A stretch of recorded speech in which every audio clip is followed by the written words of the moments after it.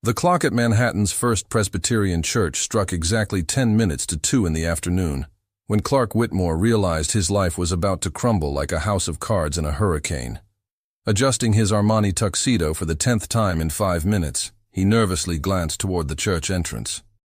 300 guests, including his billionaire father, 3 senators, 2 Fortune 500 CEOs, and practically all of New York's elite, waited patiently to witness what was supposed to be the wedding of the century between him and Vivian Ashford, the East Coast's most coveted socialite. The problem? Vivian had fled to Cabo with her Pilates instructor 40 minutes ago. "Mr. Whitmore," murmured James, his personal assistant, approaching discreetly. "We still haven't heard from Miss Ashford." Clark felt sweat trickling down his perfectly bronzed forehead. At 32, he was known for 3 things: building impossible skyscrapers, seducing any breathing woman, and never showing weakness. Today, all 3 reputations were at risk. "She's not coming," he whispered, more to himself than to James. Shit. In the second row, Madison Spencer was adjusting the flowers of the arrangement she had created for the ceremony. As the florist responsible for the decoration, she had arrived early for final touches. Watching the visibly nervous groom, she frowned her delicate eyebrows. Something was definitely wrong. Madison didn't know Clark personally. They moved in completely different circles. But she had heard enough stories to know he was the type of man she avoided. Arrogant, spoiled, and convinced the world revolved around him. Still, seeing him there, clearly panicking, awakened something like compassion in her generous heart.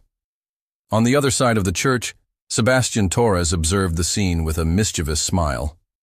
As Clark's best friend since Harvard and eternal troublemaker, he had noticed Vivian's absence immediately. Interesting, Sebastian thought, adjusting his tie with calculated elegance. Clark is about to have the biggest embarrassment of his privileged life. And I, naturally, have the perfect solution. One that will be absolutely hilarious to watch. After all, what are friends for if not to help us in our most desperate moments, in the most entertaining way possible? Sebastian casually stood up and walked to the altar, where Clark looked ready to faint. "Breathe, man," he murmured quietly. "I have an idea." "Your ideas usually end with me being sued or making tabloid headlines," Clark replied through gritted teeth, maintaining his forced smile for the guests. "Exactly. But this time, it'll save you." Sebastian discreetly looked around the packed church, then at Madison, who was nervously organizing rose petals. "See that gorgeous brunette in the second row, the florist?" Clark followed Sebastian's gaze. Madison had stood up to adjust a nearby arrangement, revealing a simple but elegant navy blue dress that highlighted her natural curves. Wavy chestnut hair fell softly over her shoulders, and when she smiled at a small child playing nearby, Clark felt something strange in his chest. "So? Marry her?" Clark nearly choked. "What?" "Think about it," Sebastian continued, clearly enjoying himself. "You need a bride in—" He checked his watch. 8 minutes. "She's here, she's beautiful, and she obviously has a good heart. Did you see how she smiled at that child? Besides, it's perfect. No one will expect it. It's the ideal solution for your little problem." "Sebastian, you've completely lost your mind. I can't just—" "You can and you will," Sebastian patted his friend's shoulder. "Trust me." "When have I ever let you down?" Clark opened his mouth to list at least 20 occasions, but was interrupted by the sound of the organ beginning the wedding march. Time was up. In total panic, Clark walked over to Madison, who had her back turned, adjusting the final flowers. "Excuse me," he said, his voice coming out rougher than intended. Madison turned around and Clark was momentarily speechless. Up close, she was even more beautiful. Expressive green eyes, naturally flushed skin, a genuine smile that lit up her entire face. "Hi," she replied, clearly confused. "Shouldn't you be—" "Marry me," Clark interrupted, desperately extending his hand. Madison blinked, thinking she had misheard. "I'm sorry?" "Now, Marry me now." Before she could fully process what was happening, Clark gently pulled her by the arm toward the altar. Madison, in total shock, let herself be led, her brain struggling to understand the surreal situation. "Is this really happening?" she thought, as 300 people turned to look at her with expressions ranging from complete surprise to barely disguised gossip. The pastor, equally confused but too professional to question, began the ceremony. The words seemed to echo in slow motion as Madison tried to understand how she had gone from florist to bride in a matter of seconds. "Do you take this man?" The pastor's voice sounded distant. Madison looked at Clark, who was staring at her with a mixture of desperation and something else. Something that made her heart race in a completely irrational way. She began, her voice failing.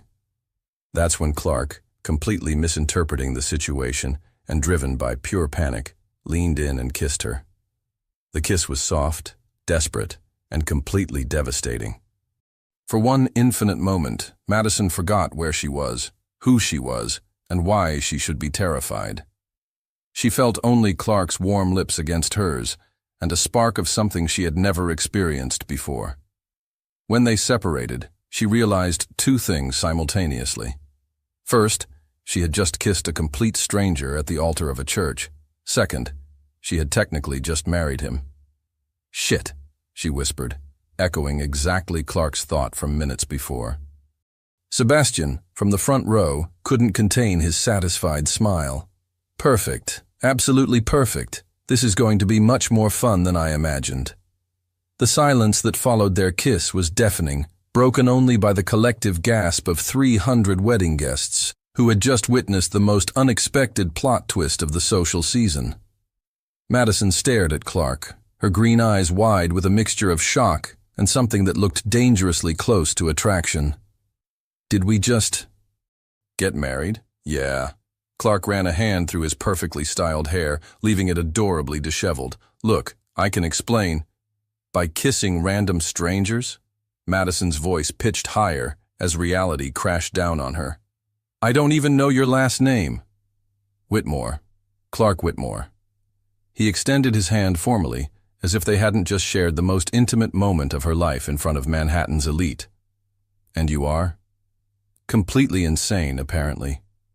Madison ignored his outstretched hand, looking around at the sea of faces staring at them with everything from amusement to scandal. "Madison Spencer, and I think I'm having a panic attack."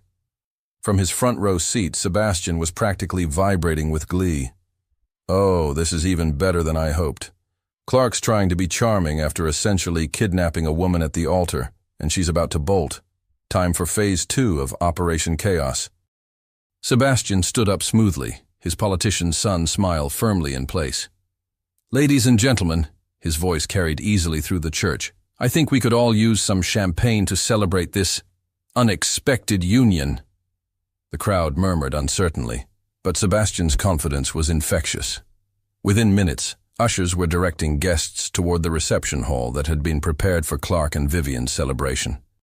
Madison grabbed Clark's arm, her grip surprisingly strong for someone so delicate-looking. "We need to talk. Now." They found themselves in a small side chapel, away from the chaos. Madison paced back and forth, her blue dress swishing with each agitated step, while Clark watched her with an expression caught somewhere between guilt and fascination. "Okay," Madison said, stopping abruptly. "Let me get this straight. You were supposed to marry someone else?" "Vivian Ashford. She's complicated." "More complicated than marrying a complete stranger?" Clark winced. "Fair point. Look, Madison, don't say my name like that." "Like what?" "Like you actually know me.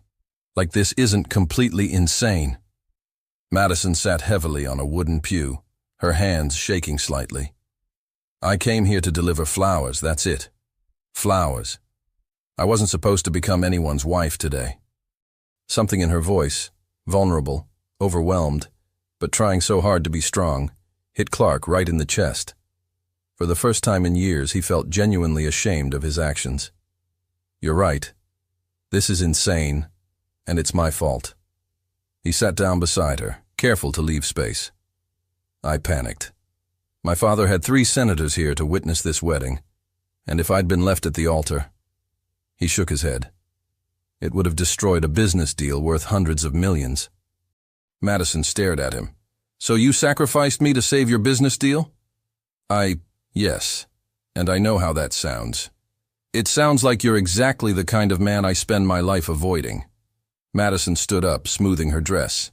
Entitled, selfish, and completely willing to use other people to get what you want. The words stung because they were true. Clark had spent his entire adult life being exactly that man. But something about the way Madison said it, not cruel, just sadly resigned, made him want to be different. You're not wrong, he said quietly. But I'd like the chance to make this right. Make it right? Clark, we're married. Actually married. That's not something you just make right. Before Clark could respond, the chapel door burst open and Sebastian strolled in, carrying 2 champagne flutes and wearing the satisfied expression of someone who'd just orchestrated a masterpiece.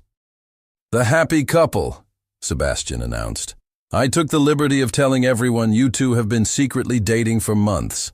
Star-crossed lovers from different worlds, finally getting your happy ending. Very romantic. Madison's jaw dropped. You did what? Damage control, darling. Clark's reputation was hanging by a thread, and yours, well, let's just say, mysterious bride who stole the city's most eligible bachelor is much better than poor florist who got dragged into rich boy's mess.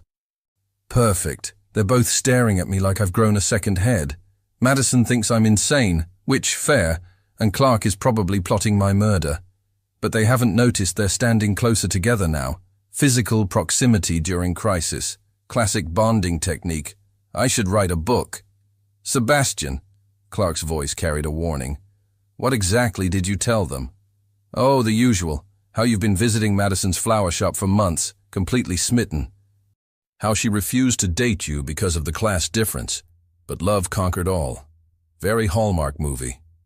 Sebastian took a sip of champagne, clearly enjoying himself. The Times Society reporter was practically crying. She's already calling it the romance of the century. Madison felt the blood drain from her face. The Times? As in the New York Times? Front page of Sunday's style section, I'd guess. Congratulations, you 2. You're about to be the most famous couple in Manhattan. The weight of what had just happened hit Madison like a truck. She was married to a man she didn't know. There were reporters involved, and somehow she was now part of some elaborate lie about a secret romance. I need air, she whispered, pushing past both men toward the door. Clark caught her hand gently. The touch sent an unexpected jolt through both of them, and for a moment, they just looked at each other. Madison, please, don't run. Give me one good reason why I shouldn't. Clark searched her face, seeing the fear and confusion there, but also something else. A spark of defiance, of strength that most people in his world lacked. She wasn't backing down, wasn't intimidated by his money or status. She was simply real. Because, he said, surprising himself with his honesty, I think you might be the first person who's ever called me out on my bullshit. And I think I need that. Madison felt her resolve wavering. There was something in Clark's eyes. Vulnerability she hadn't expected from someone so arrogant. It didn't excuse what he'd done, but it made him suddenly, dangerously human. This is crazy, she said softly. Completely insane, Clark agreed. Sebastian watched the exchange with growing satisfaction. And there it is. The moment when fake starts becoming real. They don't even realize they're still holding hands. This is going to be absolutely delicious to watch unfold. So, Sebastian said cheerfully, shall we go tell your new in-laws the good news? Madison's eyes widened in horror. In-laws? Clark's face went pale. Oh shit, my father. Through the chapel window, they could see a tall, imposing man in an expensive suit scanning the reception crowd with the intensity of a hawk, looking for prey. Richard Whitmore had arrived. and he was looking for answers. Richard Whitmore was the kind of man who could silence a room just by entering it. At 62, he commanded respect through a combination of ruthless business acumen, old money breeding, and the unsettling ability to see through any lie within 30 seconds. Clark watched his father cut through the reception crowd like a shark through shallow water, and felt his stomach drop to somewhere around his ankles. "We're dead," he muttered. Madison looked between father and son, noting the family resemblance, the same sharp jawline, the same piercing blue eyes, the same aura of barely contained power. The main difference was that Richard looked like he could buy and sell countries before lunch, while Clark just looked like he wanted to disappear. "Maybe we should just tell him the truth," Madison suggested hopefully. Both Clark and Sebastian stared at her like she'd suggested they juggle flaming chainsaws. "Madison," Clark said carefully, "my father once fired an entire board of directors because someone misspelled his name in a memo. The truth would literally kill him." "The truth would kill us," Sebastian corrected cheerfully. "Richard Whitmore doesn't do embarrassment. He does hostile takeovers and public destruction. This is perfect. Clark is about to face Daddy Dearest with his fake wife, and I get a front row seat to what will either be a masterclass in deception or the most spectacular family meltdown in Manhattan history. Either way, I'm bringing popcorn to this show." Richard's gaze found them across the room, and his expression shifted from general displeasure to focused suspicion. He began walking toward them with the purposeful stride of a man accustomed to getting answers. "Showtime," Sebastian murmured, straightening his tie.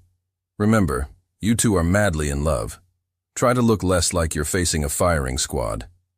"I can't do this," Madison whispered, panic rising in her voice. "I'm not good at lying. I once told my landlord I had the flu when I was really just binge-watching Netflix, and I broke out in hives from the guilt." Clark looked at her, really looked at her. Her honesty was so foreign in his world of calculated social performances that it was almost shocking. "Just be yourself," he said softly. "You're perfect." Madison felt her cheeks flush. "I'm not perfect, I'm just—" "Clark." Richard's voice cut through their moment like a blade. "Care to explain why your bride looks nothing like Vivian Ashford?" The man didn't believe in small talk, apparently. Clark straightened, falling back into the polished persona he'd perfected over decades. "Father, I'd like you to meet my wife, Madison Spencer Whitmore." Madison flinched at the hyphenated name, but managed a smile that only wobbled slightly. "Mr. Whitmore, it's an honor to meet you." Richard's eyes narrowed as he studied her. Madison felt like a bug under a microscope, but she lifted her chin and met his gaze steadily. She might be terrified, but she wouldn't cower. "Spencer," Richard mused. "I'm not familiar with that family. What's your background?" "I'm a florist," Madison said simply. "I own a small shop in Brooklyn." The silence that followed was so thick you could have cut it with a knife. Richard's expression went through several stages of processing this information, none of them particularly encouraging. "A florist," he repeated slowly. "And you're telling me that my son, heir to a real estate empire worth $3 billion, secretly married a florist?" Madison felt her temper flare. "Is there something wrong with being a florist, Mr. Whitmore?" Sebastian nearly choked on his champagne. Oh my God, she just challenged him. No one challenges Richard Whitmore. This is either going to be spectacular or catastrophic, possibly both. Richard's eyebrows rose. "Most people find me intimidating, Miss Spencer." "Most people probably work for you," Madison replied evenly. "I don't." For a moment, Clark thought his father might actually smile. Instead, Richard turned his attention to his son with laser focus. "Walk me through this, Clark. How exactly did you meet a Brooklyn florist?" Clark's mind raced. Sebastian had said they'd been secretly dating, but how would that even work? I hired her company for some corporate events." "Which events?" "The Morrison Hotel opening," Clark said, grasping at straws. "And the Hartwell building dedication." Richard pulled out his phone and began typing. James will have the vendor records pulled within the hour. Madison watched this exchange with growing horror. They were creating an elaborate web of lies that would inevitably collapse, and when it did, she'd be the one left looking like a gold-digging fraud. Actually, she said, stepping forward, that's not exactly how we met. Clark's eyes went wide. Sebastian looked like he might faint. Richard's attention focused on Madison with the intensity of a laser beam. Oh? Madison took a deep breath, making a decision that would either save them or destroy them completely. I was catering flowers for a charity event at the Met. Clark was there with another woman, Vivian actually, and he was being a complete ass to one of the waiters.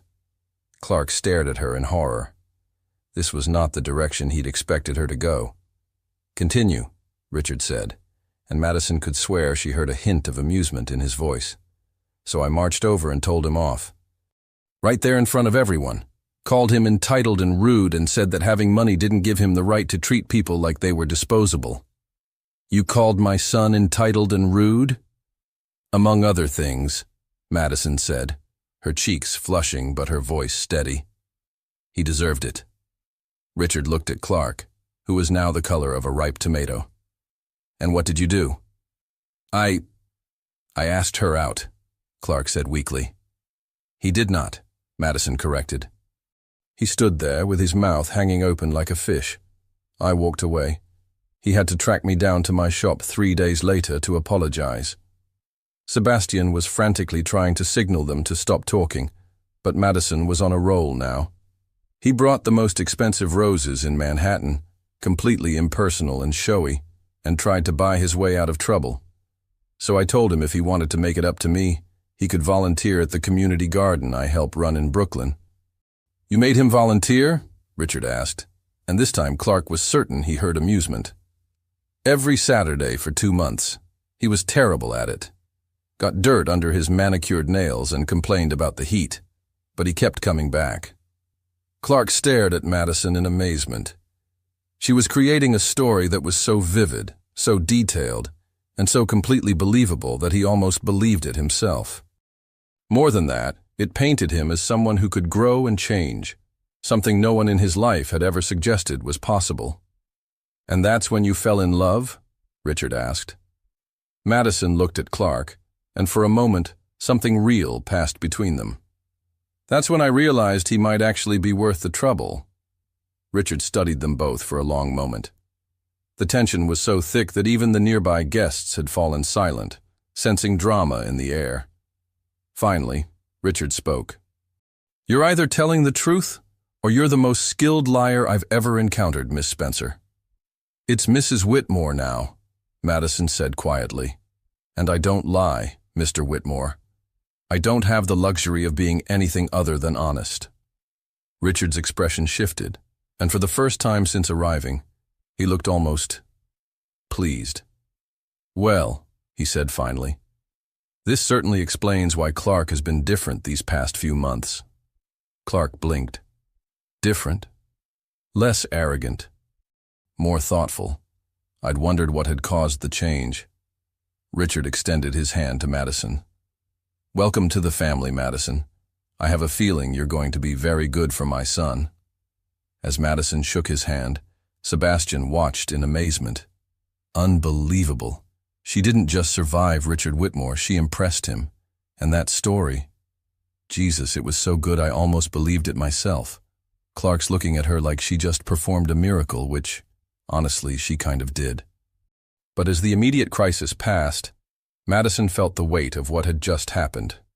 She'd just told Richard Whitmore an elaborate lie about falling in love with his son.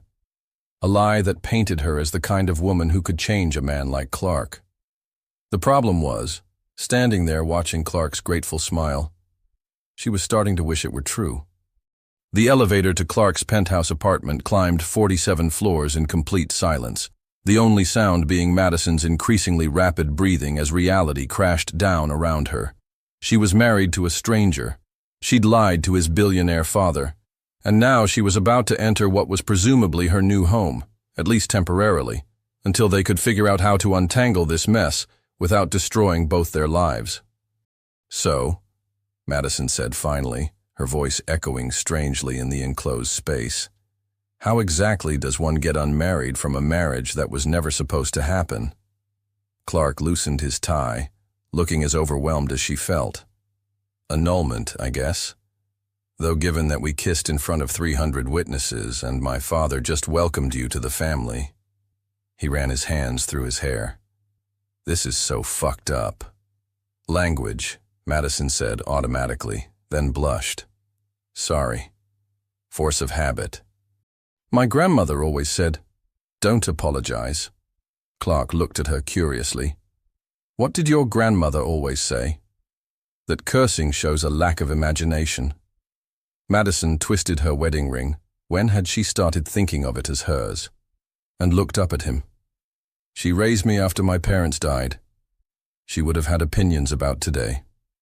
The elevator dinged softly as they reached the penthouse, but neither moved. In the confined space, Madison was acutely aware of how tall Clark was, how his cologne smelled like expensive cedar and something indefinably masculine, how his shirt had come slightly untucked during the chaos of the reception. She sounds wise, Clark said softly. Your grandmother. She was.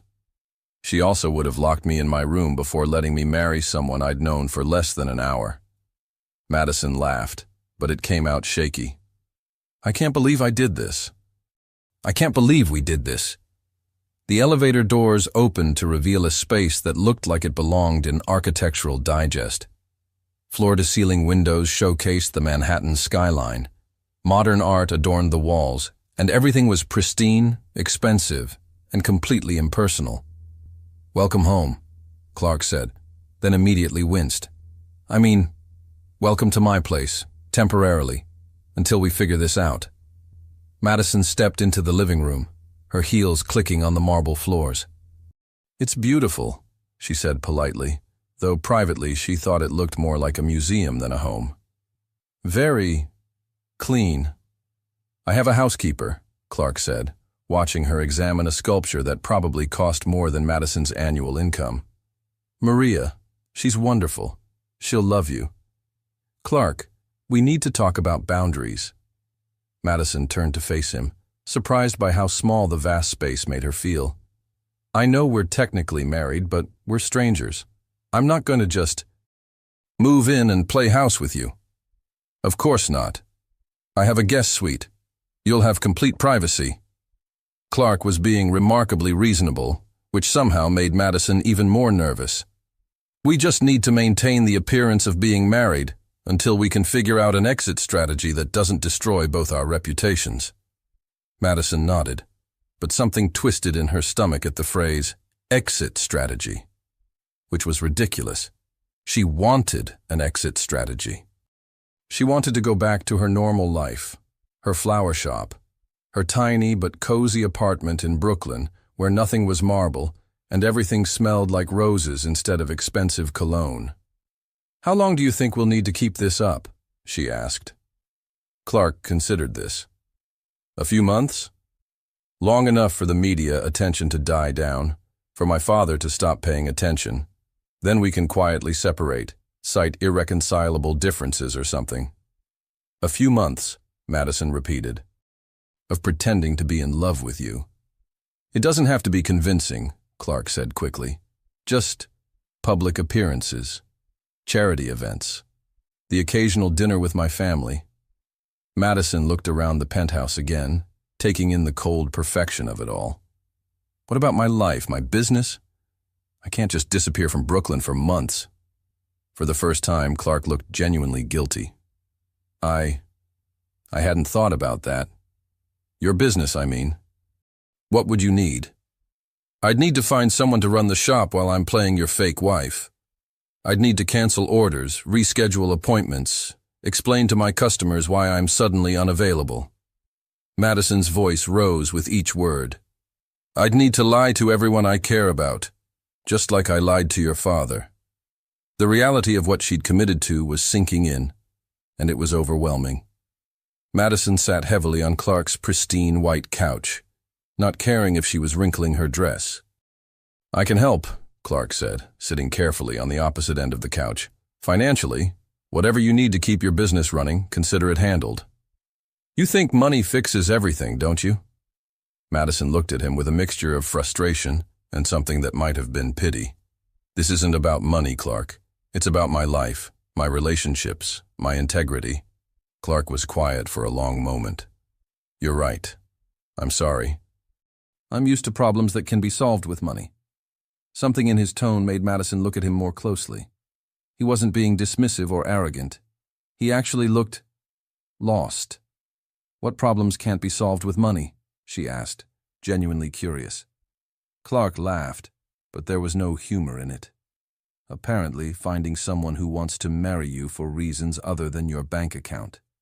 Making your father proud of who you are rather than what you've accomplished. Feeling like your life has any meaning beyond the next quarterly report. Madison stared at him. Is that what this is about? Your father's approval? Everything I do is about my father's approval. Clark stood up and walked to the windows, looking out at the city spread below them. Do you know what he said to me after you and I walked away from him at the reception? Madison shook her head. He said he was proud of me. For the first time in my adult life, Richard Whitmore said he was proud of his son. Not my business deals, not my profit margins. Me. Clark turned to look at her. He thinks you made me a better man, Madison, and the hell of it is, he might be right. The vulnerability in his voice caught Madison completely off guard. This wasn't the arrogant playboy she'd been prepared to dislike. This was a man who'd spent his entire life trying to earn love that should have been freely given. Clark, she began, but was interrupted by the sound of the front door opening. Mr. Whitmore? A woman's voice called out in lightly accented English. I saw the news. Where is your beautiful bride? Clark and Madison looked at each other in panic.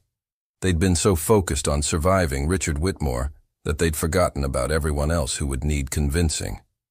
That's Maria, Clark whispered, my housekeeper. She's worked for my family for 20 years. Mr. Whitmore, are you here? The voice was getting closer. What do we do? Madison hissed. Before Clark could answer, a small, energetic woman in her 50s appeared in the doorway, took one look at them sitting awkwardly on opposite ends of the couch, and burst into rapid-fire Spanish that needed no translation to convey disappointment. Maria, Clark said weakly, I'd like you to meet... I know who she is, Maria interrupted, bustling over to Madison and pulling her into an enthusiastic hug. The brave woman who finally tamed the beast. Mija, you are even more beautiful than in the photos. Photos? Madison squeaked. Maria pulled out her phone, showing them a series of pictures that had apparently already been posted online. Madison and Clark at the altar, the moment of their kiss, their conversation with Richard, all captured and shared across social media with captions like, Secret Romance Revealed, and Love Conquers All. You are famous, Mija! Maria beamed. The whole city is talking about your love story. Madison felt faint. The whole city. See, the fairy tale romance. The rich boy who falls for the sweet flower girl who changes his heart. Maria clasped her hands together dramatically. It is like a movie. Clark and Madison exchanged a look over Maria's head. Their fake marriage wasn't just fooling family anymore. It was fooling everyone. They were trapped in a lie that had taken on a life of its own, growing bigger and more public with every passing hour. And as Madison looked at Clark's guilty expression, she realized something that terrified her more than the media attention, or the family pressure, or the legal complications. She was starting to like him. Well, she said faintly, as Maria bustled off to prepare what she called a proper wedding feast. This should be interesting. Clark moved closer to her on the couch, close enough that she could smell his cologne again. Madison, I want you to know that this is temporary, she finished. I know, you don't need to keep reminding me. But even as she said it, Madison wondered who exactly she was trying to convince. Madison woke up in thread count she was pretty sure cost more than her monthly rent, in a bed the size of her entire Brooklyn bedroom, with absolutely no idea where she was for about 30 seconds of blissful confusion. Then it all came rushing back. The wedding, the kiss, the lies, Clark. She was married to Clark Whitmore, and she was in his penthouse, and somehow in the space of 18 hours, her entire life had been turned completely upside down. The guest suite was beautiful, all cream and gold with morning light streaming through floor-to-ceiling windows that overlooked Central Park. It was also completely foreign to everything Madison had ever called home. Her phone, charging on the nightstand, showed 47 missed calls, 112 text messages, and approximately 1,000 social media notifications. Madison stared at the screen in horror. "This can't be real," she muttered, scrolling through messages from friends, family, customers, and complete strangers who had somehow gotten her number. "Madison, what the hell? Sarah. Girl, you better call me right now. Jess. Saw the news. So happy for you, honey. Mrs. Chen from the flower market. Is this why you couldn't go out with me last weekend? Brad." Madison winced at Brad's message. She'd been casually dating him for a few weeks, and now she was going to have to explain that she'd spontaneously married someone else. This was a nightmare. A soft knock on her door interrupted her spiral of panic. "Madison? Are you awake?" Clark's voice sent an unexpected flutter through her chest, which was ridiculous because she was absolutely not developing feelings for her fake husband. "Just a minute!" She scrambled out of bed, realizing she was still wearing yesterday's dress, which was now hopelessly wrinkled. Her hair looked like she'd been electrocuted, and she had mascara smudged under her eyes. She opened the door to find Clark holding a cup of coffee and wearing jeans and a simple white t-shirt that somehow made him look even more devastating than his expensive suits had. "Good morning," he said, offering her the coffee. "I thought you might need this. Maria's making breakfast, and I should probably warn you, she's been cooking since 5 a.m. Madison accepted the coffee gratefully, trying not to notice how his hair was adorably messy or how the casual clothes revealed that he was clearly in excellent shape. "How bad is it?" she asked, gesturing toward her phone. Clark grimaced. "Define bad." "If you mean media attention, we're the lead story on page 6, trending on 3 different social media platforms, and there's a small crowd of photographers outside the building." "Photographers?" Madison felt the blood drain from her face. "Like paparazzi?" "I've called building security. They can't get up here, but—" Clark ran a hand through his hair. "Madison, I'm so sorry. I never expected it to get this big this fast." Madison sank onto the edge of the bed, suddenly feeling overwhelmed. "My friend Sarah texted that someone called her flower shop asking about me. Someone called my grandmother's elderly neighbor pretending to be a reporter." She looked up at Clark. "This is insane." Clark sat down beside her, careful to maintain some distance. "We can fix this. I can have my PR team craft a statement, maybe ask for privacy while we adjust to married life." "Clark," Madison interrupted him. "Do you hear yourself? PR teams? Statements? This isn't a business deal. This is my life." The hurt in her voice made Clark's chest tighten in an unfamiliar way. "You're right. I'm sorry. I keep trying to manage this situation instead of, I don't know, being human about it." Madison looked at him curiously. "Is that what you do? Manage everything?" "It's what I've been trained to do since I was 12. Problem solving, damage control, crisis management." Clark stared down at his hands. "I'm not very good at the human stuff." "What human stuff?" "Feelings, relationships, caring about how my actions affect other people." Clark met her eyes. "I'm really not a good person, Madison. You should know that before we go any further with this charade." Madison studied his face. "You brought me coffee without being asked. You're worried about how this affects me. You apologized. Multiple times. Those sound like things a good person would do. Those are basic decency. The bar for goodness shouldn't be that low. You'd be surprised how many people fail to clear even that bar." Madison took a sip of her coffee. It was perfect, exactly how she liked it, which meant he'd been paying attention yesterday. Besides, if you were really as terrible as you think you are, would you be so worried about it? Clark stared at her. How do you do that? Do what? Make me sound better than I am. Make me want to be better than I am. The words hung in the air between them, loaded with an honesty that made Madison's heart skip. This was dangerous territory, the kind of moment that made fake marriages start feeling real. Maybe you already are better than you think, she said softly. Clark was leaning slightly toward her, and Madison realized she was leaning toward him too. The space between them felt electric, charged with possibility and the memory of yesterday's kiss. My Joss! Maria's voice rang through the penthouse. Breakfast! They sprang apart like teenagers caught making out, both flushed and flustered. We should... Clark cleared his throat. Breakfast. Right, breakfast, food, good idea. Neither moved for a moment, and Madison was acutely aware of how close they were still sitting, how Clark's eyes kept dropping to her lips, how much she wanted him to kiss her again. This was a problem.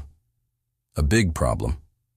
Madison, Clark said quietly, what happened yesterday, at the altar, that kiss, was part of the performance, Madison finished quickly.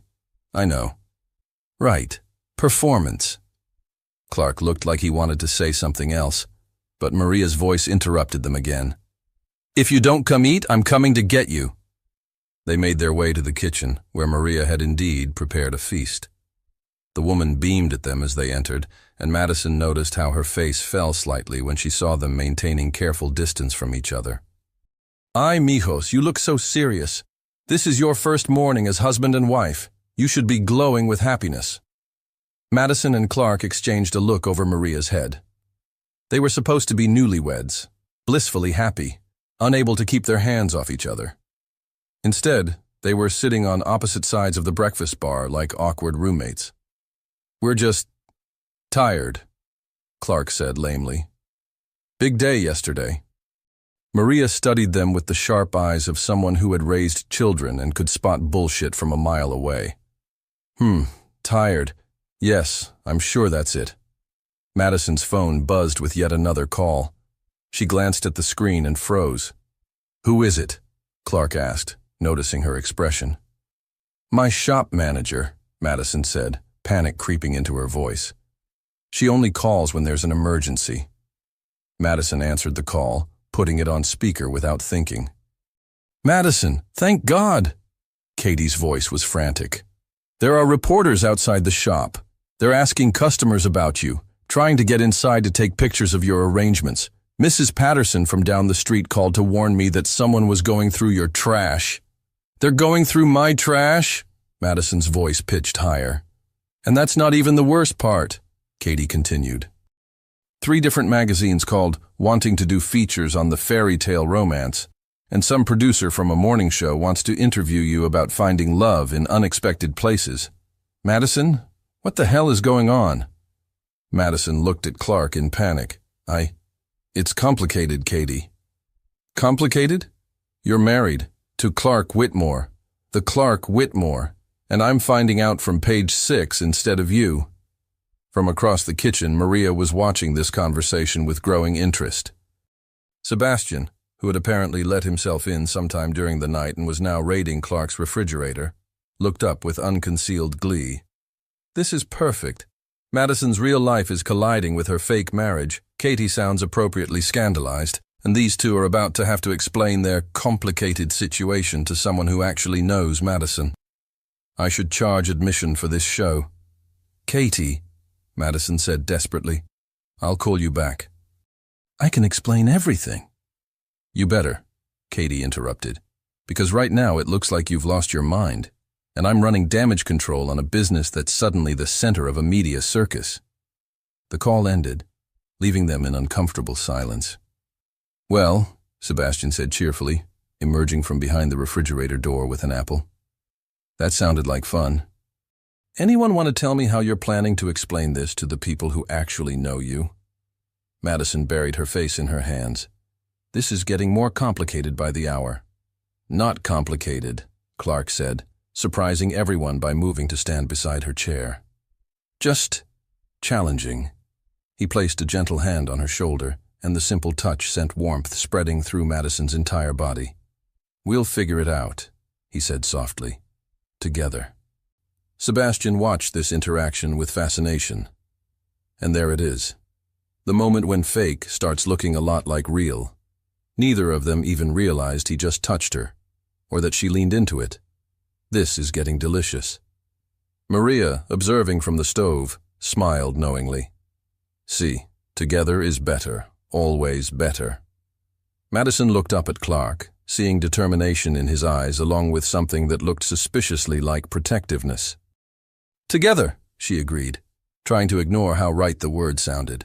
But as her phone continued to buzz with calls and messages, Madison couldn't shake the feeling that they were heading into much deeper water than either of them had anticipated. "Absolutely not," Madison said, staring at the dress Clark's stylist had delivered. "I am not wearing that in public."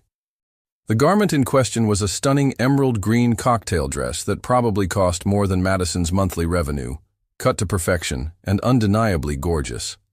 It was also completely not her. "It's the Pemberton Foundation Charity Gala," Clark said, adjusting his black tie ensemble in the mirror. "We need to make our first official public appearance as a couple and—" He turned to look at her and forgot whatever he was going to say next.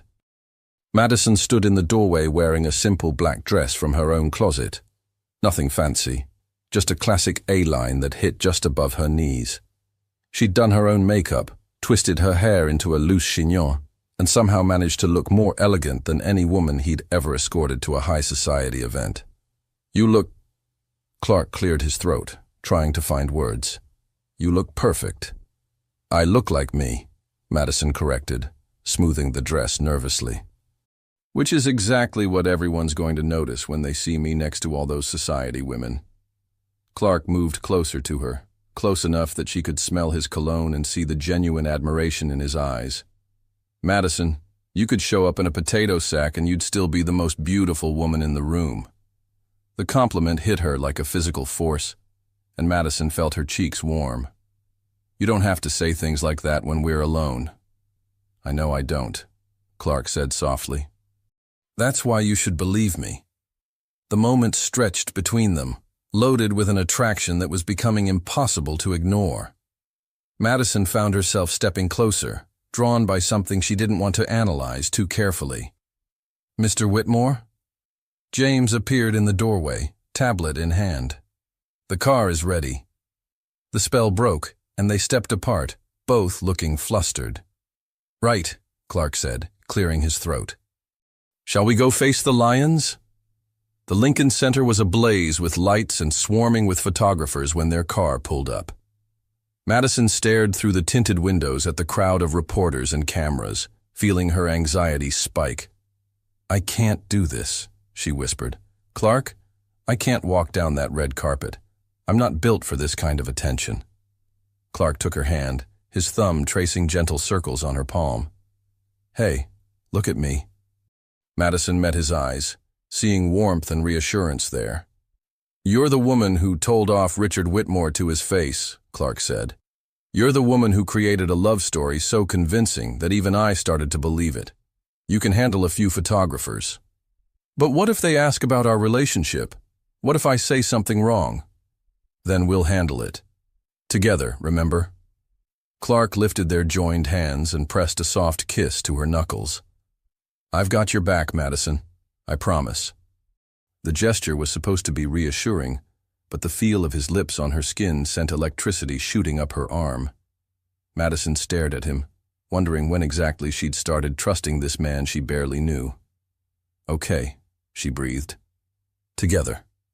The moment they stepped out of the car, the world exploded into flashbulbs and shouted questions.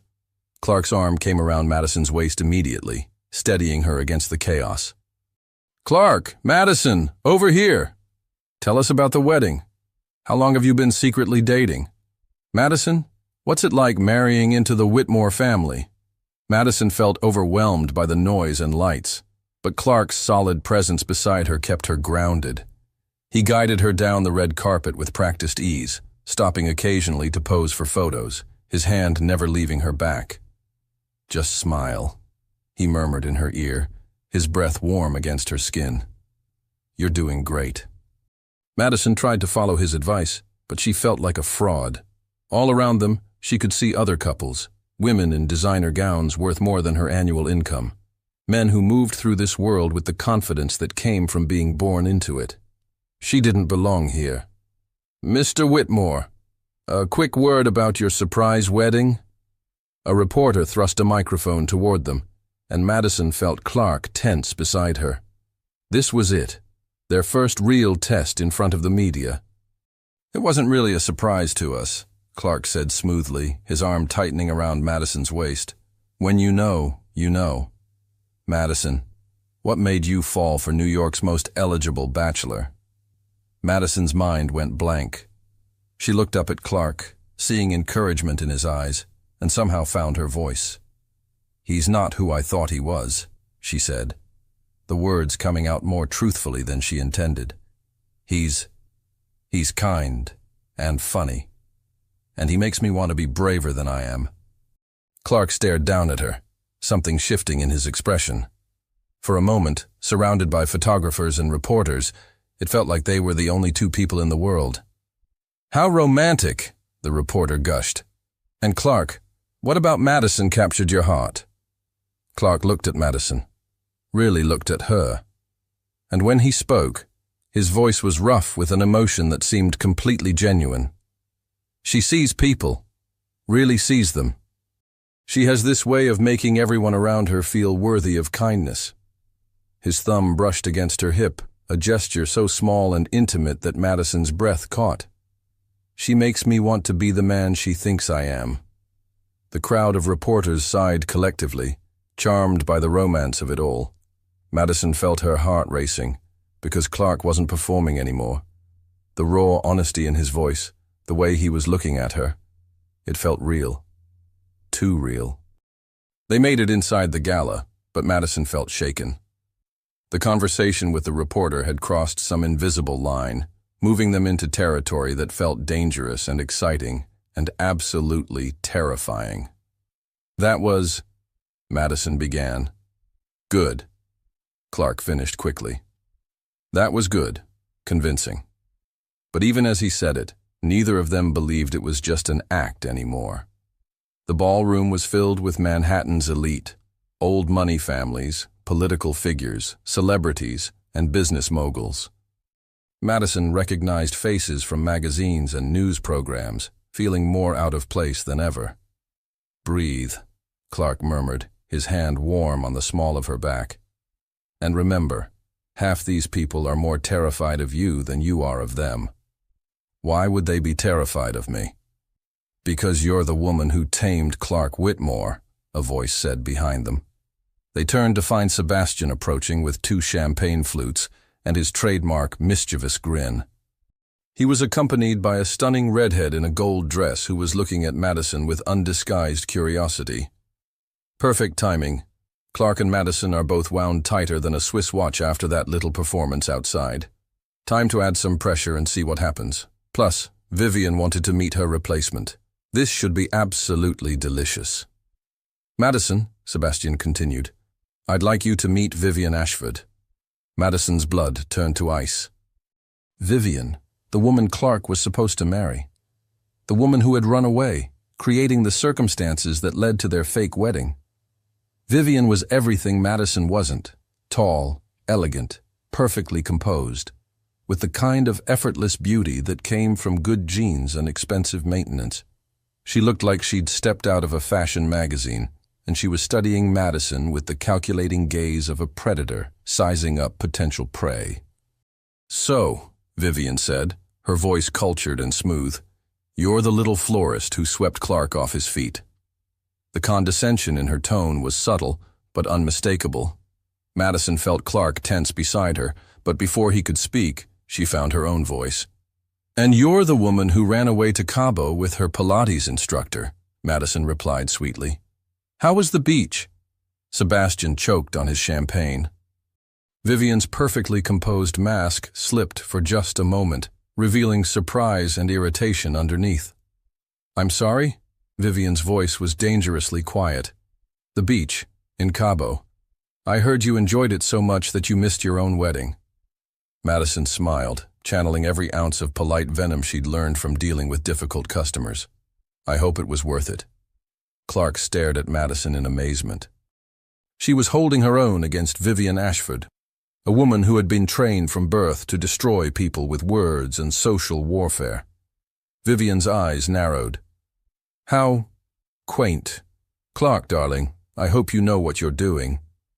"I do," Clark said firmly, his arm sliding around Madison's waist in a gesture that felt protective and possessive. "For the first time in my life, I absolutely do."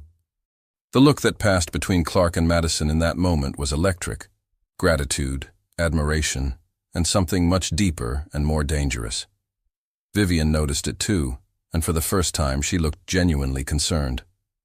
Well, Sebastian thought, watching the interplay with fascination. That didn't go quite as Vivian expected. Madison just held her own against the Ice Queen, and Clark is looking at his fake wife like she just saved his life. This fake marriage is looking less fake by the minute. "If you'll excuse us," Clark said coolly to Vivian, "I'd like to dance with my wife." He led Madison onto the dance floor, pulling her into his arms as the orchestra played something slow and romantic. Madison melted against him, fitting perfectly in his embrace. "That was incredible," Clark murmured against her ear. "You just verbally eviscerated Vivian Ashford. Was that okay? I probably shouldn't have." "It was perfect." "She deserved it." Clark pulled back to look at her, his eyes dark with an emotion that made Madison's pulse race. "Thank you for defending me, for standing up to her. You don't have to thank me for that." "Yes, I do. No one's ever—" Clark trailed off, seeming to realize how pathetic that sounded. "No one's ever stood up for you?" Madison asked softly. Clark's silence was answer enough. Madison felt her heart break a little for this man who had everything money could buy, but had spent his life surrounded by people who would abandon him the moment it became convenient. "Well," she said, moving closer in his arms, "you have someone now." The words hung between them, heavier with meaning than either wanted to acknowledge. As they swayed together on the dance floor, surrounded by Manhattan's elite, Madison realized she was in serious trouble. She was falling for her fake husband. And from the way Clark was looking at her, like she was something precious and unexpected, she was starting to think the feeling might be mutual. The ride back to the penthouse was charged with an electricity that had nothing to do with the city lights flashing past their window. Madison sat close enough to Clark that she could feel the heat radiating from his body, could catch traces of his cologne mixed with something that was purely him. "You were incredible tonight," Clark said, his voice low and rough in the darkness of the car. "The way you handled Vivian, the reporters, everything." "I had a good teacher," Madison replied, acutely aware of how his eyes lingered on her lips as she spoke. "You made me feel like I belonged there." "You did belong there. More than any of them." Clark's hand found hers in the space between them, his fingers intertwining with hers. "Madison, I need you to know—" The car pulled up to his building, cutting off whatever he was about to say. The moment between them hung suspended, full of unspoken possibilities and dangerous temptation. In the elevator, the tension became almost unbearable. Madison found herself pressed against the mirrored wall, Clark standing close enough that she could see the flecks of gold in his blue eyes, could feel his breath on her skin. "Clark," she whispered, not even sure what she was asking for.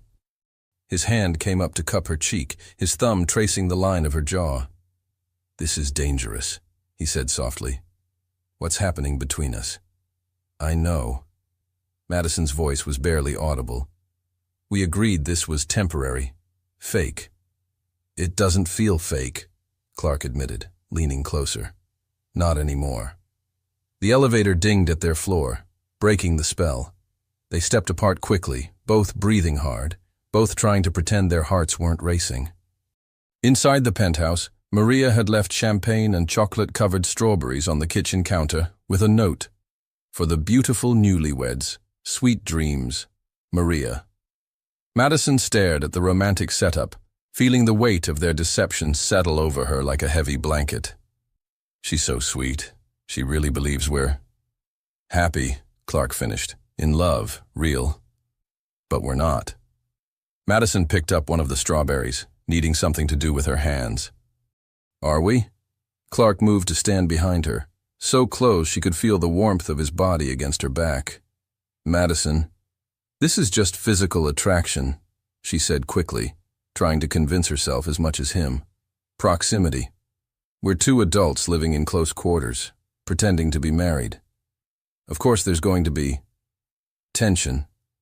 Is that what you think this is? Clark's voice was rough. Just tension? Madison turned to face him, and the raw emotion in his expression took her breath away. What else could it be? I don't know, Clark admitted. I've never felt anything like this before.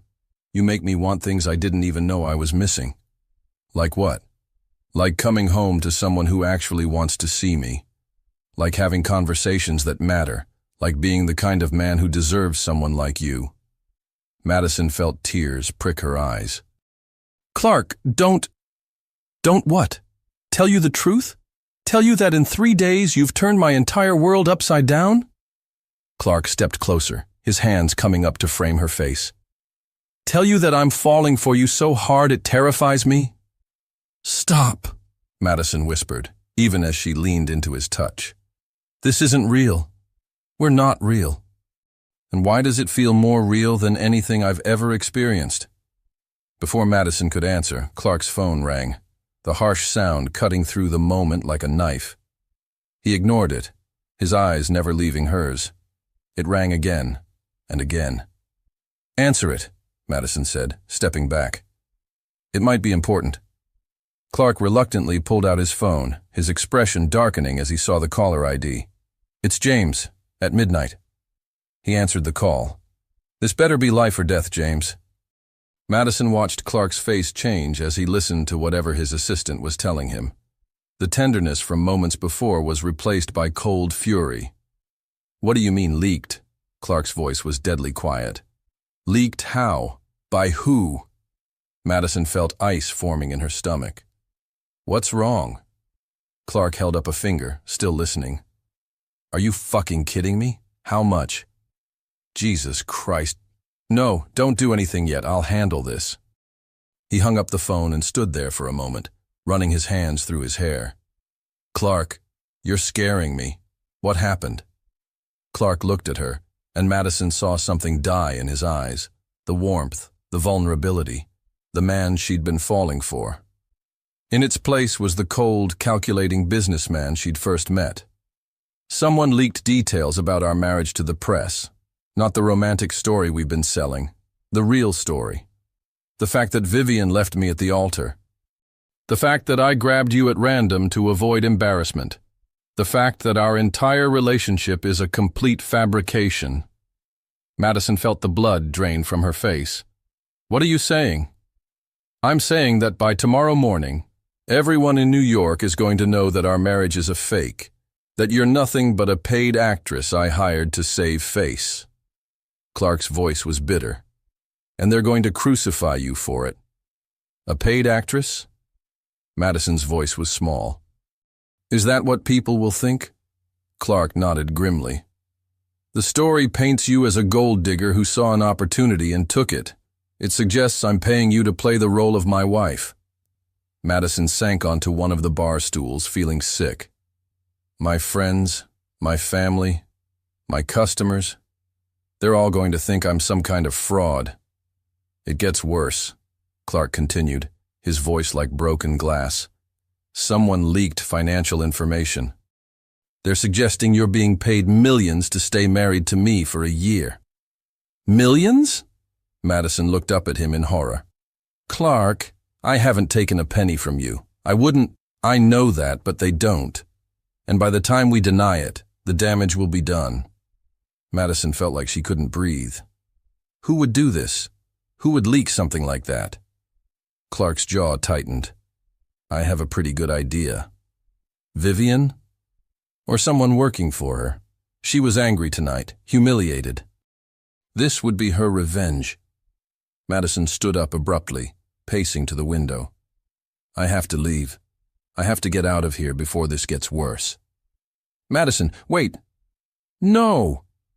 She turned to face him, and Clark was shocked to see tears streaming down her face. Don't you understand? This is exactly what I was afraid of. This is why I don't belong in your world. I'm not equipped for this kind of warfare. We can fight this. My lawyers can what? Sue for libel? That'll just make it a bigger story.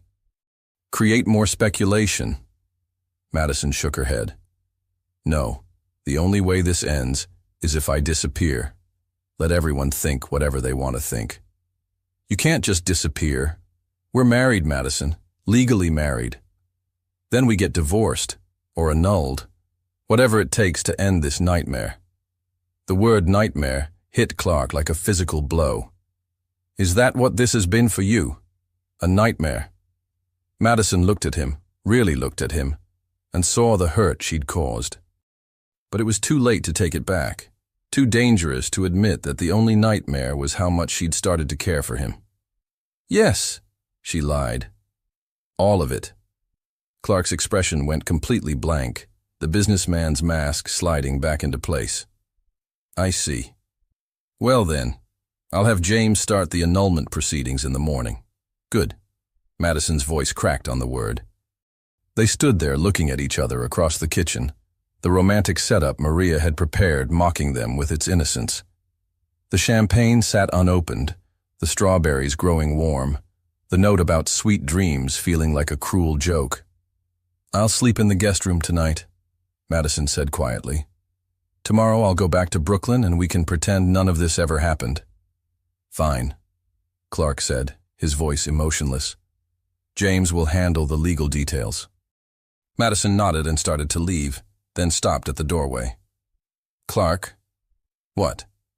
She turned back, and for a moment, Clark saw past her defenses to the woman who had been falling for him, just as hard as he'd been falling for her. For what it's worth, she said softly. It wasn't all pretending. Not for me. Before Clark could respond, she was gone, leaving him alone in his perfect, empty penthouse with the taste of what could have been bitter on his tongue. From his apartment across town, Sebastian Torres read the leaked article on his laptop screen and smiled grimly. Well, well, someone certainly wanted to blow this up spectacularly.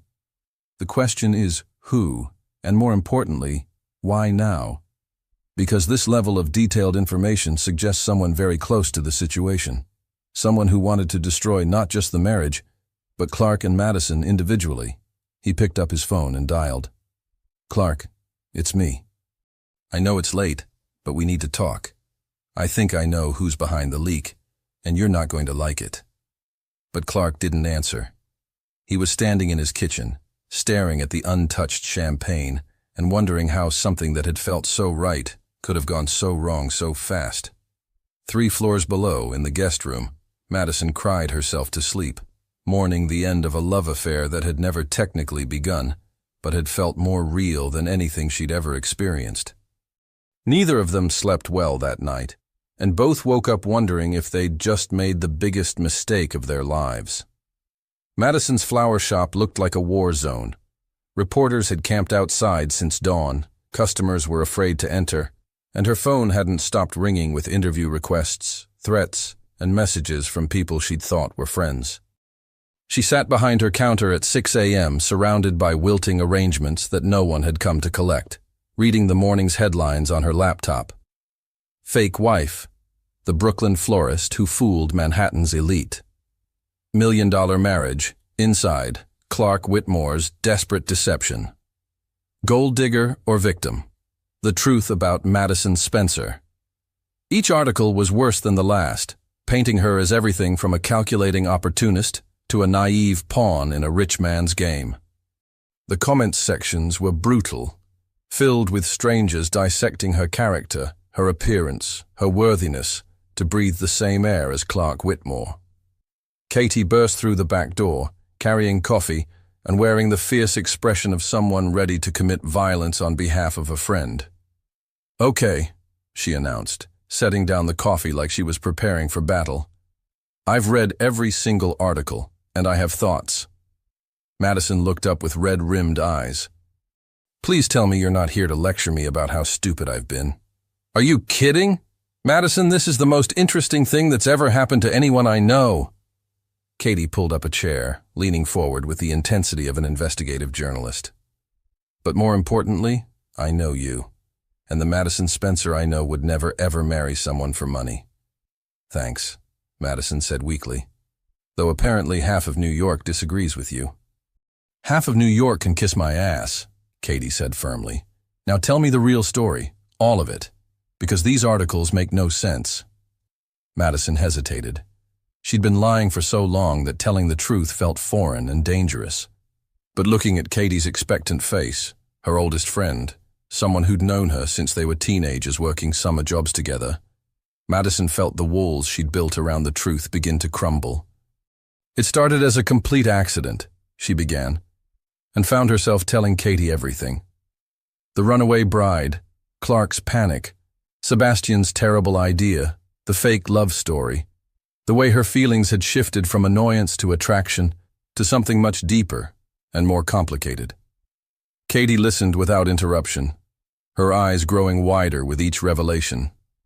So, let me get this straight, Katie said when Madison finished. You accidentally married one of the richest men in New York, convinced his terrifying father that you two were in love by making up a story about community gardens, faced down his ex-fiancée at a charity gala, and then ran away just as you were both about to admit you were falling for each other? When you put it like that, it sounds like the plot of the best romantic comedy ever written, Katie interrupted. Madison, are you insane? You're in love with him.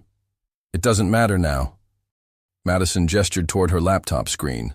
Look at what this has done to my life, my reputation, my business. People think I'm a fraud. Who cares what people think? The question is, do you love him? Before Madison could answer, the front door chimed. Both women looked up to see Sebastian Torres entering the shop, impeccably dressed despite the early hour, and carrying what appeared to be a folder full of documents.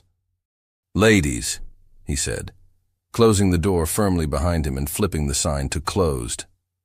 We need to talk. Madison stood up, her defenses immediately rising. If you're here to deliver divorce papers, I'm here, Sebastian interrupted, to tell you who really destroyed your marriage. And it wasn't Vivian. Katie looked between them with fascination. This is Sebastian, isn't it? The troublemaker best friend? Guilty as charged. Sebastian extended his hand with a charming smile. And you must be Katie, the loyal friend who's about to help us fix this mess. I like him already, Katie murmured to Madison. Sebastian placed his folder on the counter, his usual playful demeanor replaced by something much more serious. Madison, I've spent the last 18 hours investigating the source of that leak. What I found is going to surprise you. More surprises, Madison said bitterly. Just what I needed. The leak didn't come from Vivian. It didn't come from a reporter. It didn't even come from someone who was at the wedding. Sebastian opened his folder, revealing printed emails, bank records, and phone logs. It came from James. Madison stared at him blankly. James? Clark's assistant? Clark's assistant, his right-hand man for 7 years, his most trusted employee. Sebastian's voice was grim. The man who's been systematically embezzling from Clark's company for the past 2 years. Katie leaned forward, riveted. Holy shit. James has been skimming money from charitable donations, inflating vendor costs, and redirecting funds to accounts he controls. Small amounts over a long period, nearly impossible to detect unless you know what to look for. Sebastian pulled out a bank statement. He's stolen close to $3 million. Madison felt sick. But what does that have to do with our marriage? Clark's been getting suspicious. He's been asking more questions, wanting to see detailed records, talking about bringing in outside auditors. Sebastian met her eyes.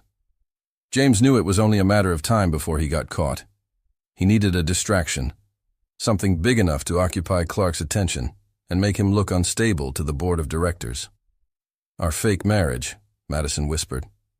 Exactly. James has been feeding information to reporters since the day after your wedding, creating just enough scandal to keep Clark busy with damage control. But when that wasn't working fast enough, Sebastian gestured to the newspaper headlines. He decided to blow the whole thing up. Madison sank back into her chair, overwhelmed. So this is all my fault. If you hadn't married Clark, James would have found another way to destroy him, Sebastian said firmly. You didn't create this situation, Madison. You just got caught in the crossfire. Does Clark know? Madison asked quietly. Sebastian's expression softened. Not yet. He's been locked in his office since yesterday, refusing to see anyone, taking calls from lawyers about annulment proceedings. He paused. He thinks you hate him, Madison. He thinks you regret everything that happened between you. Madison felt tears threatening again. Maybe that's better. Easier. Bullshit, Katie said bluntly. Madison, this man has been betrayed by someone he trusted for years. His reputation is in shambles, and he thinks the woman he's falling for considers their relationship a nightmare. Does that sound easy to you? What am I supposed to do? Madison asked desperately. Walk back into his life and say, surprise, I lied about everything being fake? He'll never trust me again. He might, Sebastian said quietly, if you give him the chance. This is it, the moment when Madison has to decide whether she's brave enough to fight for what she wants. I've given her all the ammunition she needs to save her marriage and destroy James, but she has to be willing to risk her heart one more time. Madison looked at the evidence spread across her counter, at Katie's encouraging face, at Sebastian's surprisingly earnest expression. Outside, photographers were still camped on her doorstep, waiting for her to emerge so they could capture more images of the fake wife who had fooled Manhattan. If I do this, Madison said slowly, if I go to Clark with this information, I need something in return. Name it, Sebastian said immediately. I want James prosecuted to the full extent of the law. I want a public statement clearing my name. And I want a guarantee that this won't just be another performance, that Clark and I will finally be honest with each other about what we want. Sebastian smiled, the first genuine, non-mischievous smile she'd seen from him. I think I can arrange all of that. Katie clapped her hands together. This is so much better than a movie. Madison, you have to do this. You have to fight for him.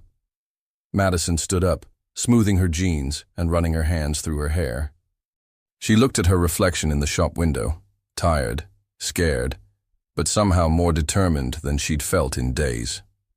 Okay, she said, but we do this right.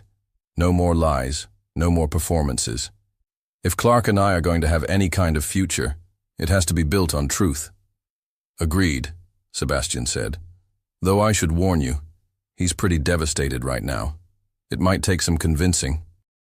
Madison thought about the man who had held her hand through the chaos of their first public appearance, who had defended her to his father, who had looked at her like she was something precious and unexpected, the man who had been brave enough to admit he was falling for her, only to have that vulnerability thrown back in his face. Then I'll just have to remind him what we're fighting for, she said. An hour later, Madison stood in the marble lobby of Whitmore Industries, clutching the folder of evidence against James and trying to convince herself that she wasn't making the biggest mistake of her life. The security guard looked at her with obvious recognition. Her face had been plastered across every gossip blog in the city for the past 24 hours. Mrs. Whitmore, he said uncertainly, I'm not sure Mr. Whitmore is seeing anyone today. He'll see me, Madison said with more confidence than she felt. Tell him his wife is here, and she has something that will save his company. As the elevator carried her up to Clark's office, Madison practiced what she was going to say. How did you apologize for lying about your feelings? How did you tell someone you were ready to stop running from the scariest, most wonderful thing that had ever happened to you? The elevator doors opened, and Madison stepped into what might be either her redemption or her final goodbye. Clark's office looked like a hurricane had torn through it. Papers were scattered across his desk, empty coffee cups littered every surface, and he sat slumped in his chair, still wearing yesterday's shirt, staring blankly at his computer screen. He looked up when Madison entered, and she felt her heart break at the sight of him. His hair was disheveled, his eyes were red-rimmed with exhaustion, and he looked like a man who had lost everything that mattered to him. "Madison," his voice was rough, surprised. "What are you doing here? We need to talk." Madison closed the door behind her and approached his desk, the folder of evidence clutched tightly in her hands. "There are things you need to know. Important things." Clark leaned back in his chair, his expression guarded. "If this is about the annulment proceedings, James is handling. This is about James." Madison placed the folder on his desk, opening it to reveal Sebastian's investigation. "Clark, he's been stealing from you. For years." Clark stared at the documents, his expression shifting from confusion to shock to cold fury as he processed what he was seeing. "These bank records? These are real?" Sebastian spent all night verifying everything. "James has been embezzling money from your charitable foundations, inflating vendor costs, creating false accounts." Madison sat down across from him, leaning forward urgently. "He stole almost $3 million, Clark. And when he realized you were getting suspicious, he leaked our story to the press to distract you." Clark was silent for a long moment, studying the evidence with the focused intensity that made him so successful in business. Madison watched emotions play across his face, betrayal, anger, and something that looked like relief. 7 years, he said finally. "I trusted him for 7 years. I'm so sorry." Madison's voice was soft. "I know how much his loyalty meant to you." Clark looked up at her sharply. "Do you? Because last night you made it pretty clear that everything about our relationship was meaningless to you." Madison flinched at the pain in his voice. This was the moment she'd been dreading, the moment when she had to be completely honest about her feelings, knowing he might reject her entirely. "I lied," she said simply. "What?" "Last night, when I said it was all a nightmare, when I said it was all pretending, I lied." Madison's hands were shaking, but she forced herself to maintain eye contact. "I was scared, Clark. Terrified. The leak made me feel like I was drowning, and my first instinct was to run." Clark's expression didn't change, but Madison saw something flicker in his eyes. Hope, maybe. Or maybe just curiosity. "So what was true?" he asked quietly. "All of it." Madison's voice broke slightly. "Everything I felt, everything that happened between us, it was all real. I'm in love with you, Clark. I fell for you somewhere between that first ridiculous kiss and the moment you defended me to your father. Maybe even before that." Clark stood up abruptly, turning to face the window that overlooked the city.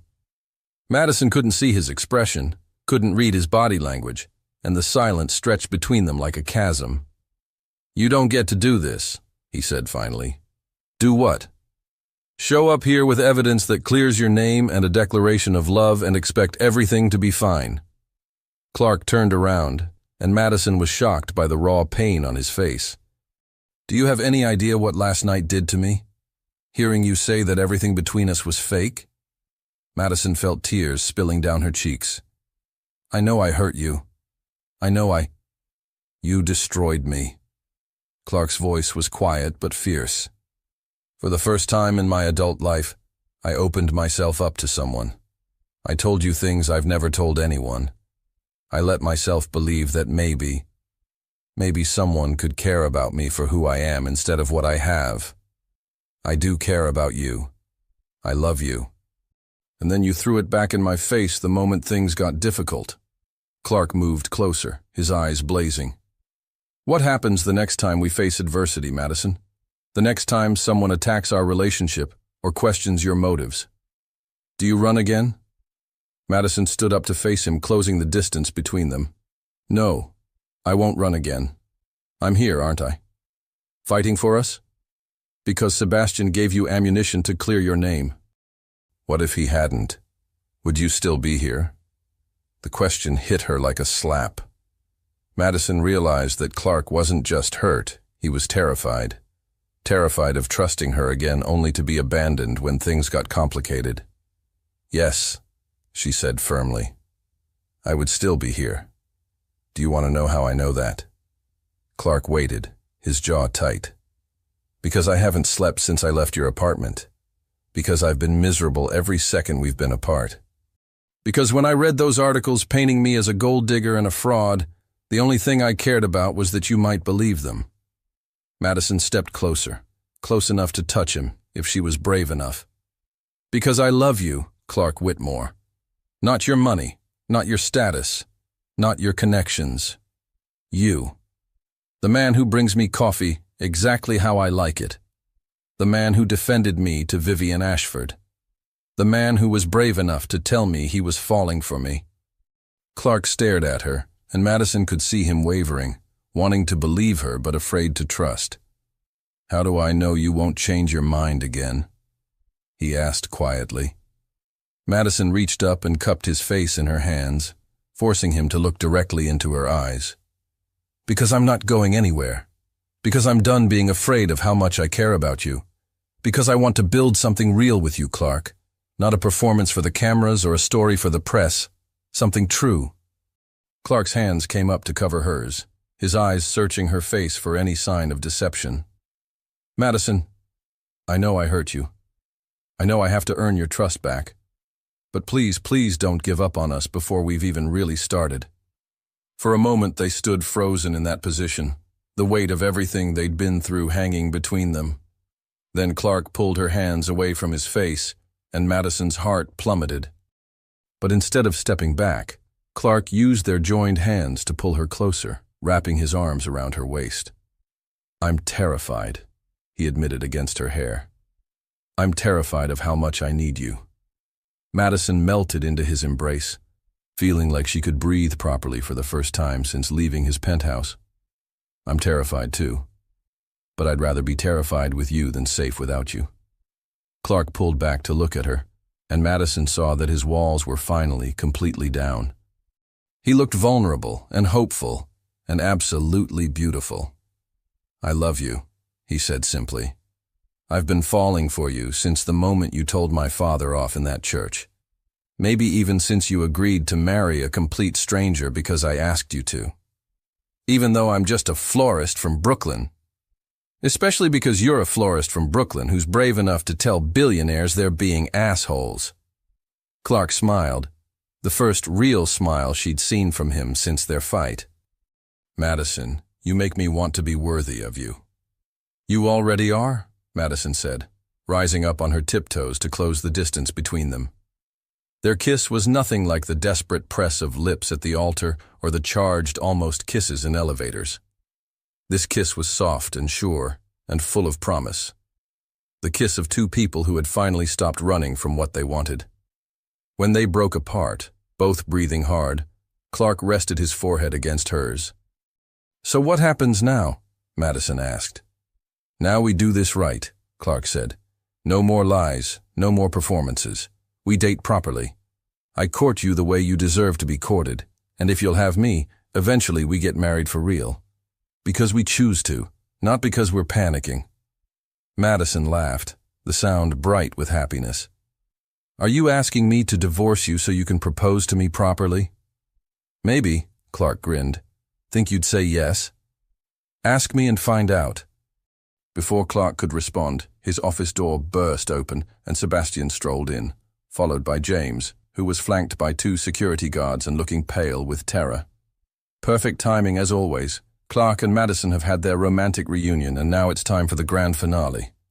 Watching James try to explain his way out of $3 million in theft. This is going to be absolutely delicious. Sorry to interrupt the reunion, Sebastian said cheerfully, but I thought you'd want to be here when James explains where your money went. Clark's arm tightened around Madison's waist as he faced the man who had betrayed his trust. James, I'd like you to meet my wife. My real wife, Madison. She's the one who brought me the evidence of your embezzlement. James looked between Clark and Madison with growing desperation. Clark, I can explain. You can explain to the FBI, Clark cut him off coldly. They'll be very interested in your creative accounting methods. As security led James away, Sebastian watched with satisfaction, Well, that was fun. Now, about your real wedding. I have some ideas about the bachelor party. Sebastian, Clark and Madison said in unison. No. Sebastian grinned. Oh, they're definitely going to be okay. And I'm definitely going to plan them the most spectacular wedding Manhattan has ever seen. After all, what are best friends for? Madison looked up at Clark, seeing her future reflected in his eyes, messy and complicated, and absolutely perfect. So, she said, ready to start over? With you? Clark kissed her again, soft and sweet. I'm ready for anything. 6 months later, Madison stood in the bridal suite of the Plaza Hotel, staring at herself in the mirror and trying to process that this was actually happening. Again. But this time everything was different. This time she was wearing a dress she had chosen herself, a flowing silk creation that made her feel like a goddess instead of a fraud. This time, her grandmother's pearl necklace adorned her throat, and her hair was styled the way she actually liked it. This time, she knew exactly who was waiting for her at the altar, and this time, she was choosing him as much as he was choosing her. Stop fidgeting, Katie said, adjusting Madison's veil with the authority of someone who had been promoted to maid of honor and was taking the job very seriously. You look absolutely stunning. I can't believe we're doing this again, Madison said, smoothing her dress nervously. What if people think we're crazy? People are definitely going to think you're crazy, Sarah, her other bridesmaid, said cheerfully. Getting married twice to the same man? That's either the most romantic thing ever or a sign that you both need therapy. Madison laughed, despite her nerves. The past 6 months had been a whirlwind of dating, courting, and learning how to be a real couple instead of playing one for the cameras. There had been quiet dinners in Brooklyn, long walks through Central Park, mornings spent in Madison's flower shop with Clark learning the difference between roses and peonies. There had also been public scrutiny, gossip columns dissecting their reunion, and the occasional photographer trying to catch them in unguarded moments. But they had weathered it all together, and Madison had discovered that love built on truth was infinitely stronger than anything built on lies. Are you ready for this? Katie asked softly, adjusting Madison's bouquet, a stunning arrangement Madison had created herself, incorporating flowers from her community garden in Brooklyn, alongside exotic blooms that represented Clark's more cosmopolitan world. I've never been more ready for anything in my life, Madison said, and realized she meant it completely.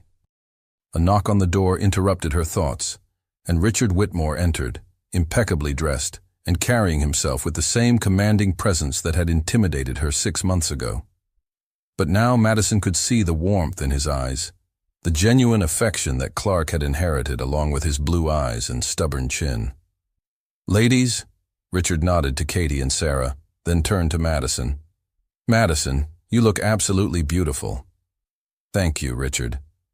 Madison still felt a little strange calling Clark's father by his first name, but he had insisted after the 3rd time she had called him Mr. Whitmore, and he had threatened to have her banned from family dinners. I wanted to give you something, Richard said, pulling out a small velvet box. These were Clark's mother's earrings. She would have wanted you to have them. Madison felt tears prick her eyes as she looked at the delicate diamond drops.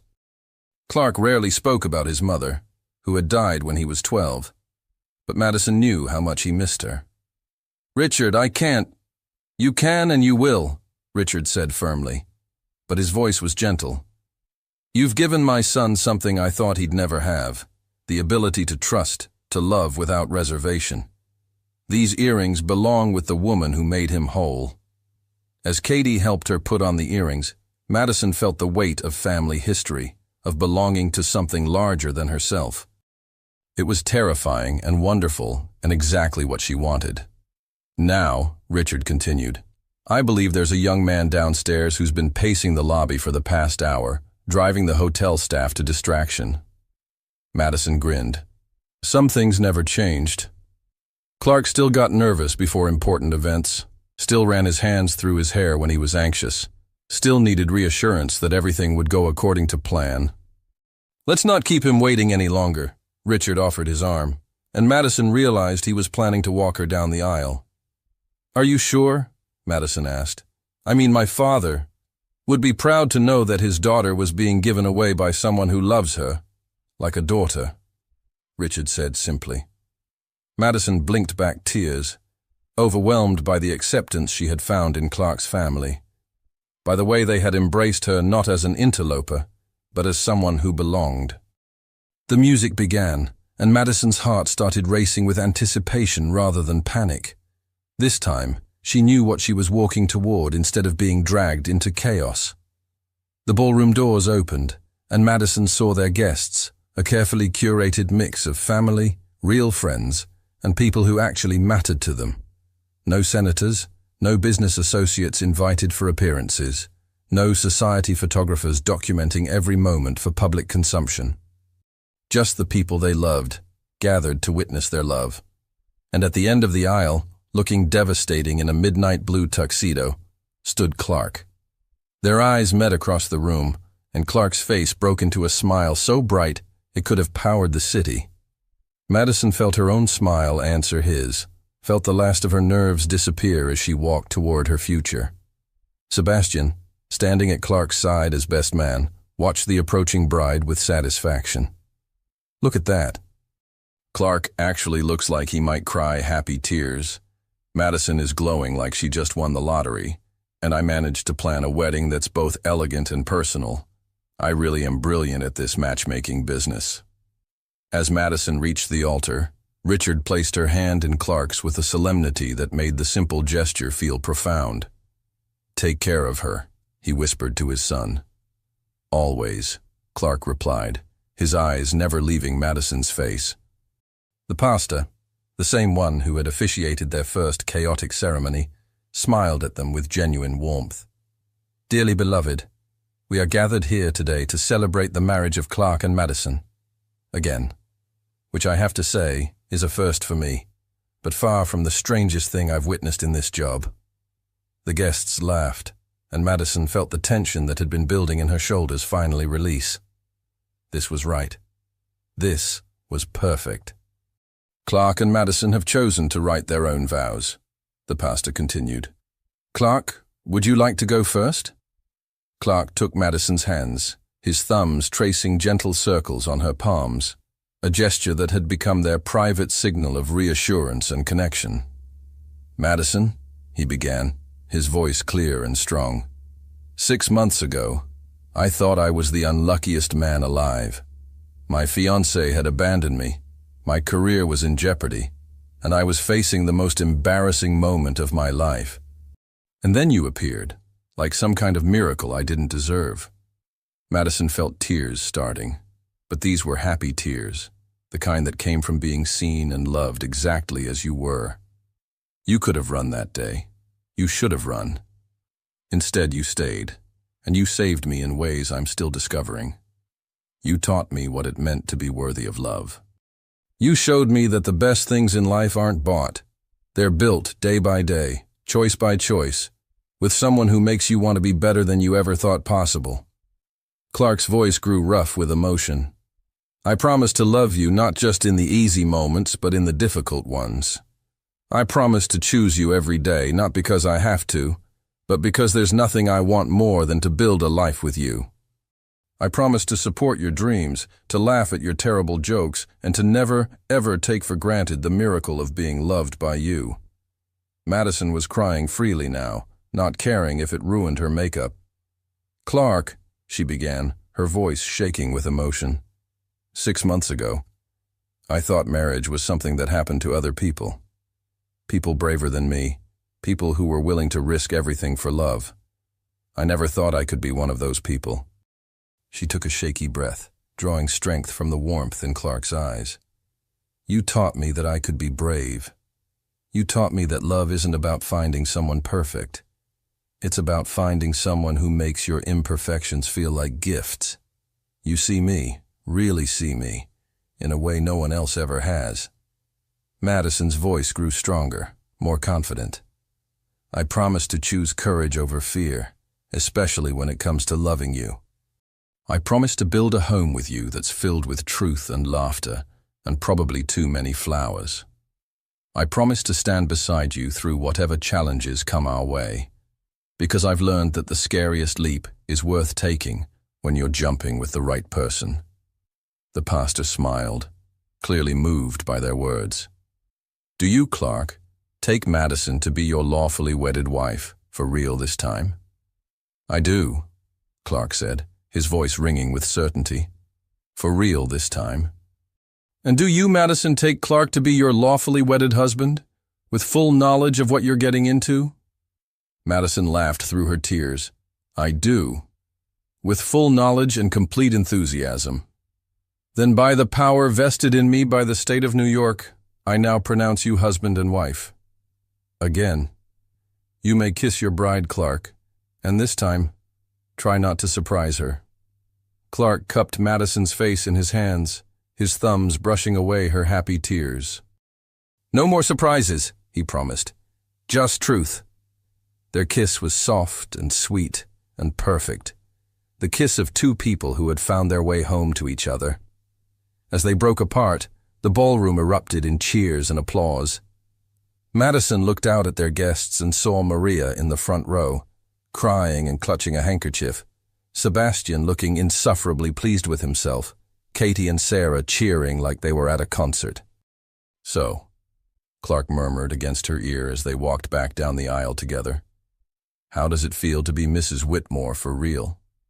"Like the luckiest woman alive," Madison replied, squeezing his hand. Later, during the reception, Madison found herself on the terrace overlooking Central Park, stealing a quiet moment with her new husband while their guests danced inside. "Any regrets?" Clark asked, wrapping his arms around her from behind. Madison leaned back against his chest, feeling completely at peace. "Only one." "Oh?" Clark tensed slightly. "I regret that it took us 6 months to get here. I should have fought for us sooner." Clark relaxed, pressing a kiss to the top of her head. "We got here when we were ready. That's what matters." "Mr. and Mrs. Whitmore," Sebastian's voice called from the doorway. "You can't disappear from your own reception. Maria is looking for you, and she has very strong opinions about the proper timing of cake cutting." Madison laughed, taking Clark's hand. "Ready to face the music? With you, I'm ready for anything." As they walked back into their reception, surrounded by the people they loved, and celebrating a love that had survived deception, betrayal, and their own fears, Madison realized that sometimes the best things really did come from the most unexpected places. After all, she had married a stranger in a moment of panic and somehow found her soulmate. That was either the plot of the world's best romantic comedy or proof that the universe had a sense of humor. Either way, Madison was grateful for every chaotic, beautiful moment that had led her here. And they lived happily ever after, Sebastian thought, watching them dance, with only moderate interference from their devastatingly charming best friend. Though I should probably start planning their first anniversary party. I have some ideas. Some things, Madison reflected as she spun in her husband's arms, never changed. And thank God for that. The end.